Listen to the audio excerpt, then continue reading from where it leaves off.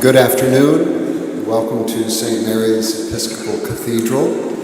I hope you have a fan. If you do not have a fan, I believe there are still fans available by the west door of the nave.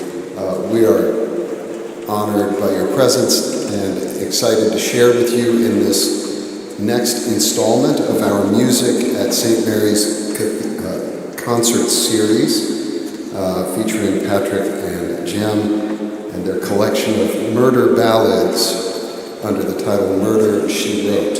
But before we turn to the music, a little bit of housekeeping. If you need to use a restroom, through this door on the east side, and then take a left and walk straight through the hall, and you'll see the sign on the wall that says restroom and bathroom. So through this door and then straight left. Also, we will, at each west and east door, there are collection boxes. All the money that goes into these boxes will go to support this music series. Thank you for your support. Immediately following the performance, we will offer you an air-conditioned reception right through that. So please enjoy the performance, Murder, She Wrote, and after, stick around for a little bit for a beautiful reception. Lastly, our final concert of this year's series, August the 3rd, and there's some information on the back of your leaflet. Thank you. Well, without further waiting, let's welcome Patrick and Jem.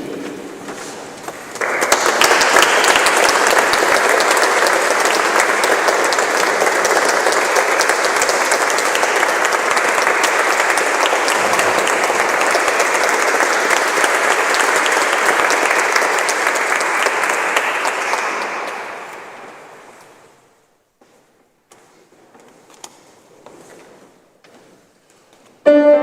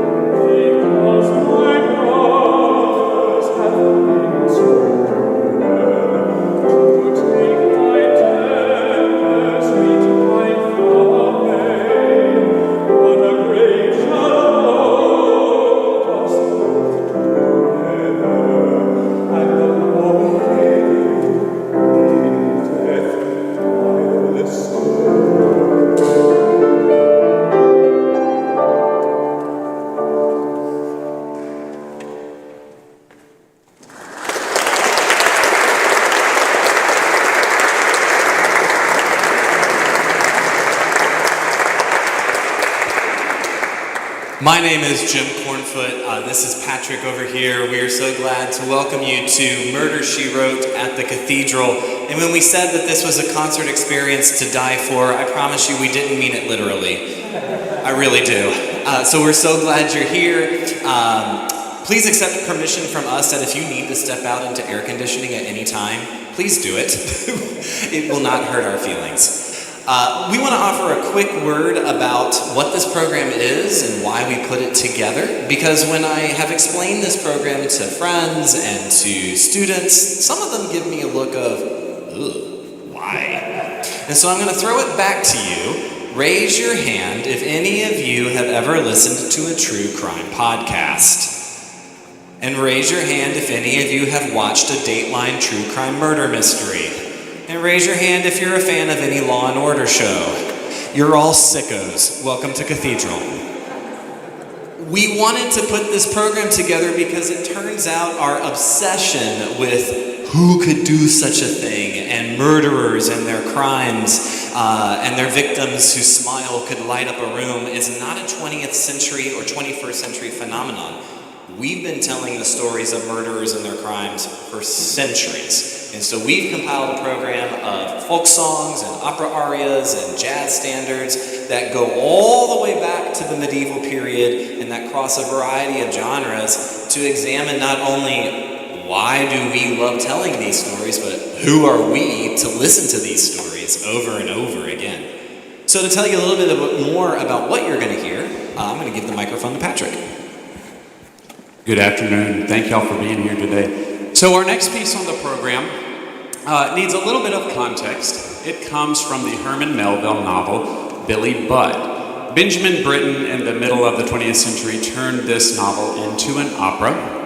And in this opera, in the story, Billy Budd is a sailor who has been conscripted or forced into service aboard a ship. And the deck captain, for lack of a better word, takes a very strong dislike to Billy.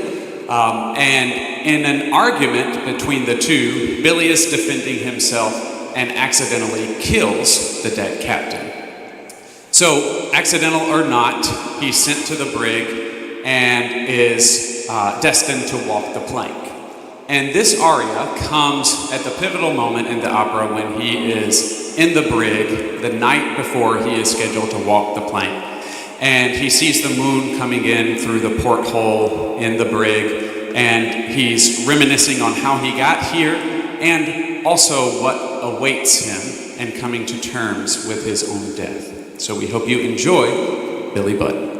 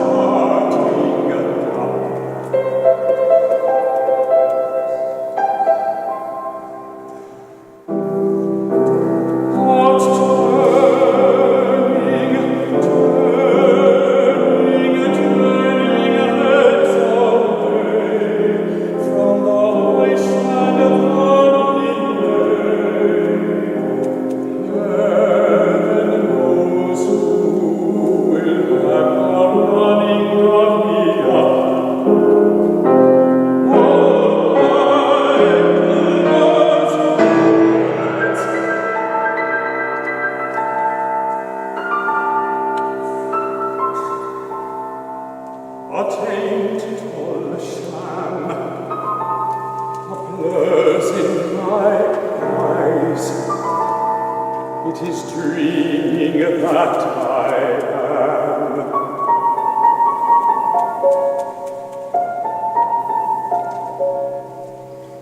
But child, he has promised to stand by the flank. So I'll take a friendly hand ere I sink. But no, no, it is dead, then I'll be come to think.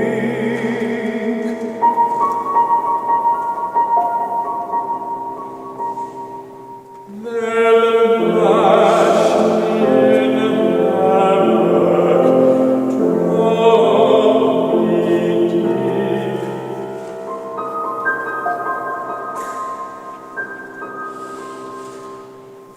Fathoms on fathoms, how I'll dream fast asleep.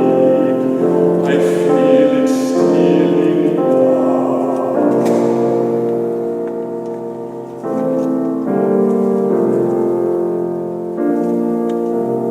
Roll me over fast. I'm sleepy and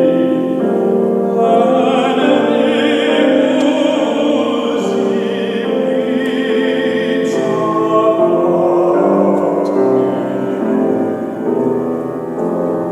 Twist.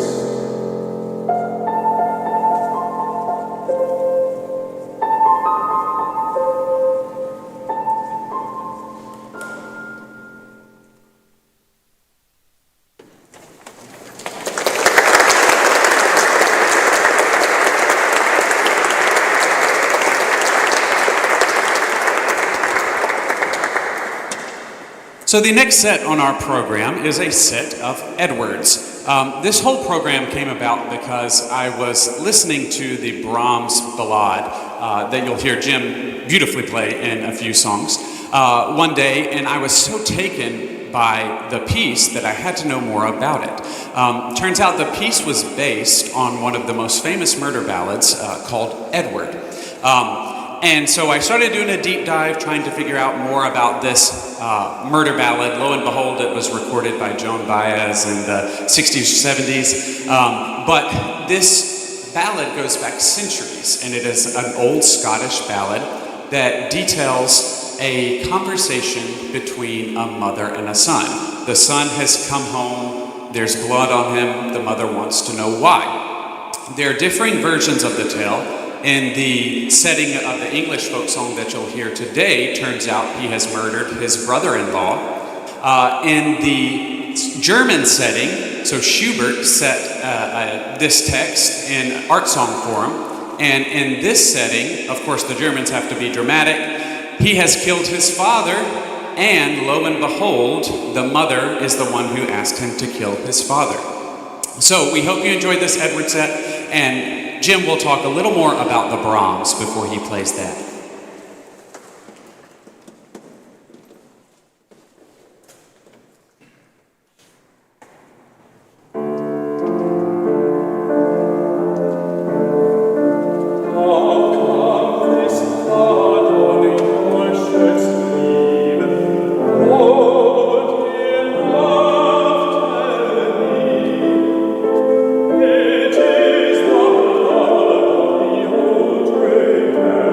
I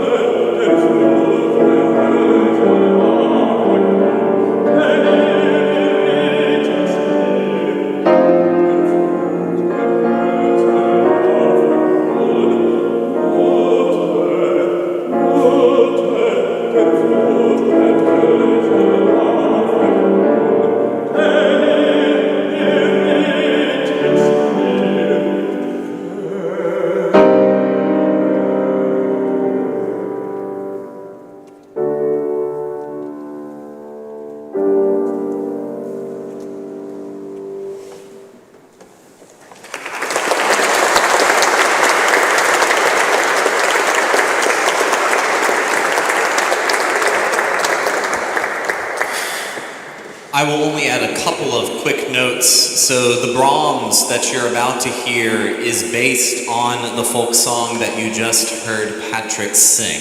Yeah, he was so taken by the text and the story and the tune that he created his own instrumental version of it. And I'll also simply add that, as you just heard, this is a song about a son who kills his father at his mother's command. And what we know of Brahms is that he had an abusive, alcoholic father with a doting mother, and he wrote this probably in his teenage years. And so there is perhaps a case to be made that Brahms was living out a fantasy that he couldn't live out in real life. This is the Edward Ballade as written by Brahms.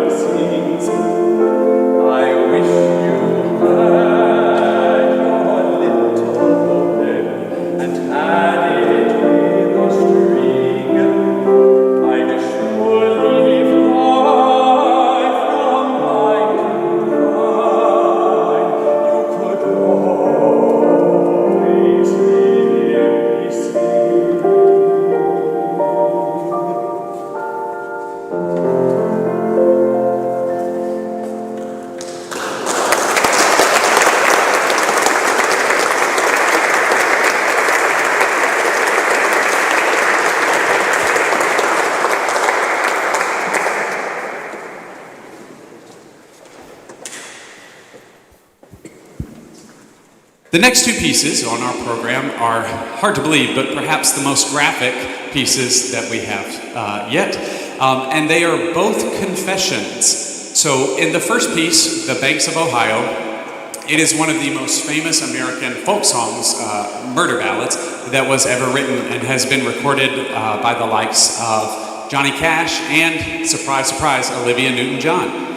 But this concerns a person who has murdered their love and his confession relating to that murder. The second piece, the confession aria from Dead Men Walking, is based on a true story that was made into a movie, Dead Man Walking, that was then made into an opera by the American composer Jake Heggie. And it concerns the true story of two brothers who murdered a couple in Louisiana. And on death row, this brother, one of the brothers, is visited by a nun. And he and this nun strike up a friendship. She's there to sort of get his confession and give him his last rites and just provide him some contact to God in his last days.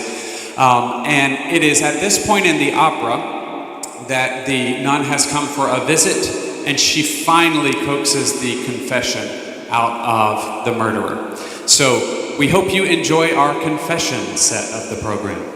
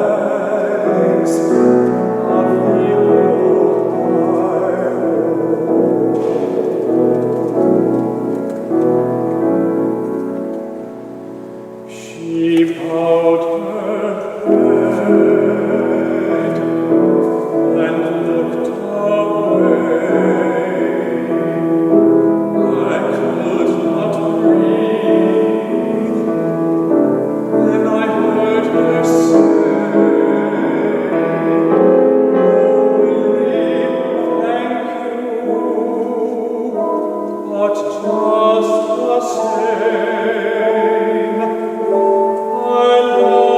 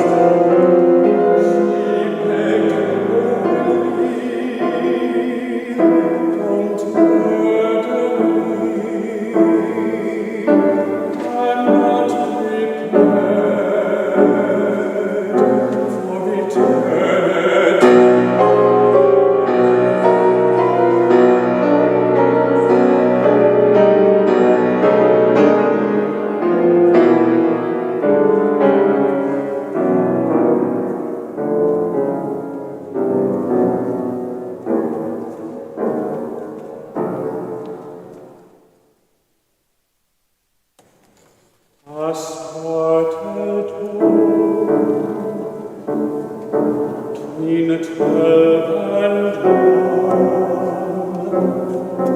I cried, my God,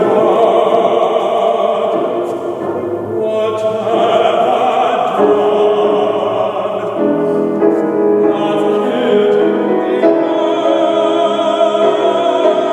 only woman I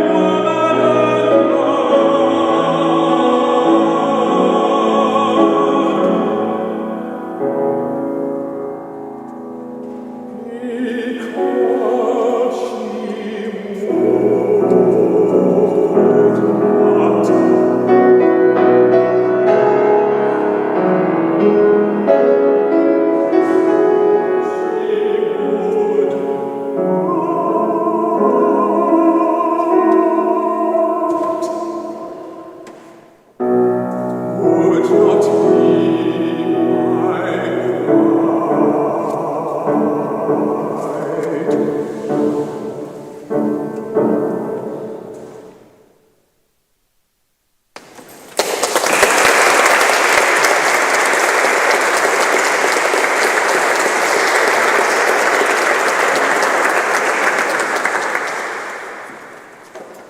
my bride. We'd been drinking, smoking weed at the roadhouse. There was a woman hanging me on and acting like she wanted me like I wanted her like. She gave me something that made me crazier than the bulls and the grass had. And when I asked her to go to the lake with me, she laughed.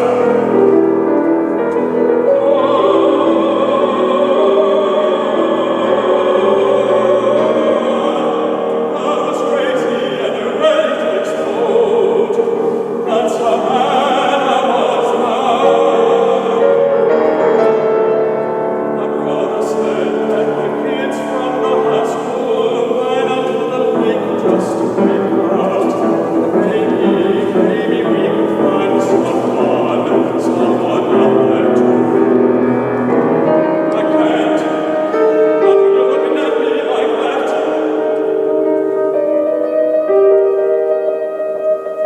There was one car. We could hear laughing. A girl and a boy. They were swimming, and we watched and waited. The girl was pretty, and I wanted her bad.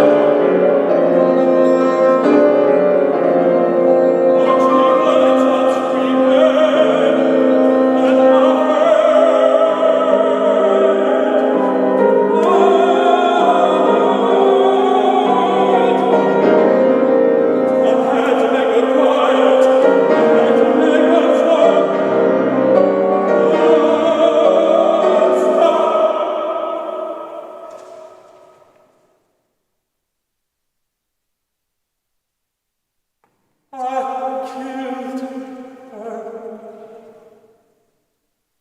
Sister,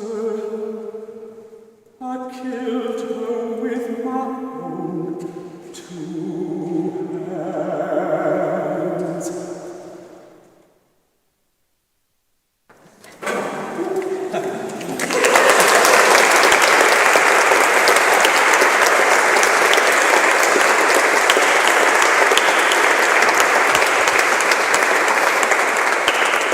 Well, here we are. Murder's fun.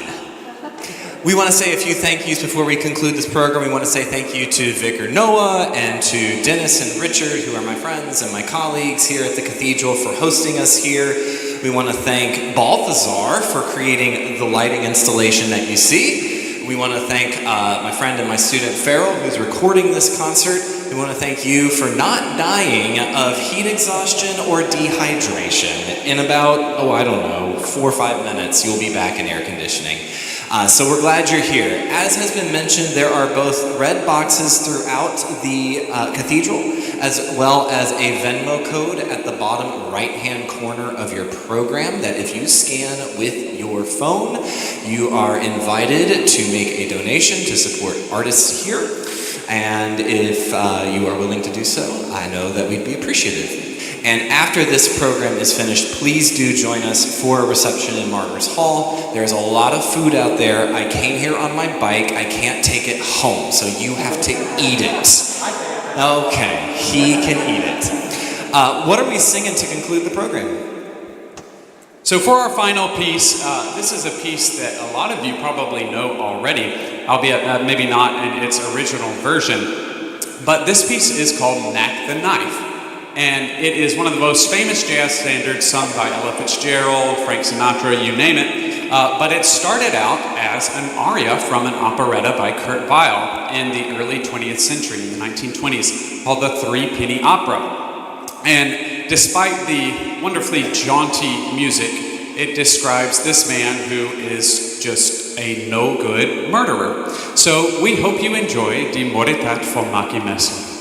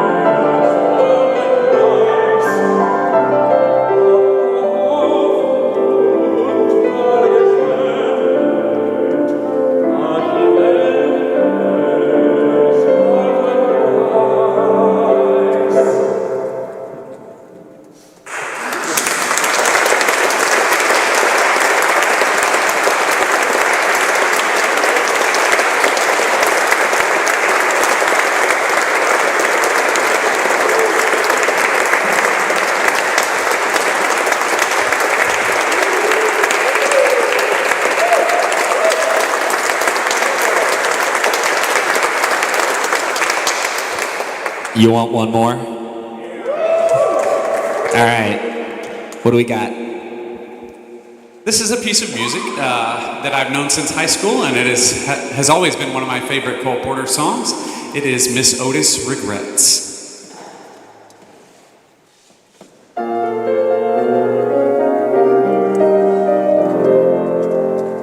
Miss Otis regrets she's unable to lunch today, Madam.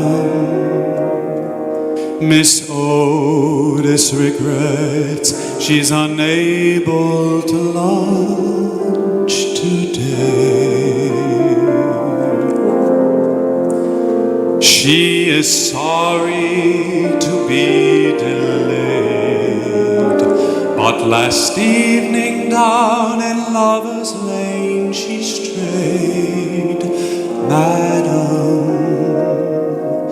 Miss Otis regrets she's unable to lunch today. When she woke up and found that her dream of love had gone, Madam, she ran to the man who had led her so far astray, and from under her velvet gown she drew a gun and shot her lover down, Madam. Miss Otis regrets she's unable to lunch today.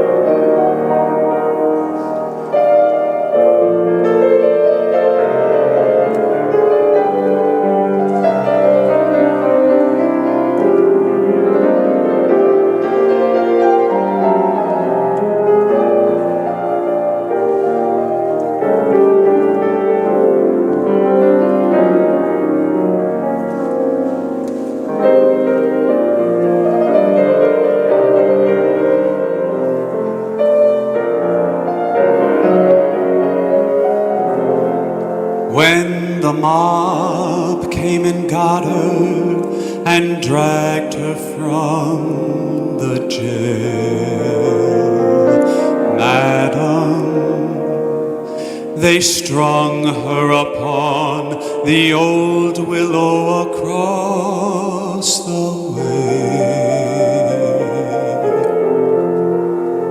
And the moment before she died, she lifted up her lovely head and cried, Madam, Miss Otis regrets she's unable to lunch today.